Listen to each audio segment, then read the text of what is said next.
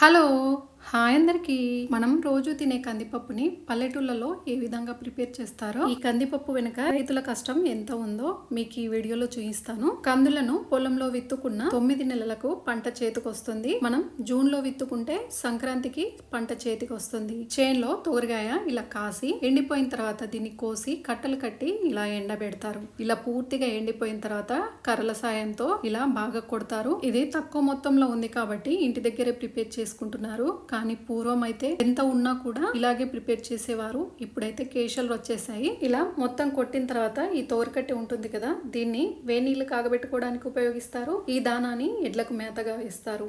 అలా కర్రతో కొట్టడం మొత్తం అయిన తర్వాత మళ్ళీ ఒకసారి కర్రలతో బాగా బాదుతారు. తర్వాత ఇలా చెరిగితే ఇందులోని తుక్కంతా వెళ్ళిపోతుంది. పూర్వకాలం అయితే పొలాలలో గాలికి పోసేవారు. తొగళ్ళు రెడీ అయిపోయాయి కదా, పప్పు ఎలా ప్రిపేర్ చేసుకోవాలో మీకు నెక్స్ట్ వీడియోలో చూపిస్తాను.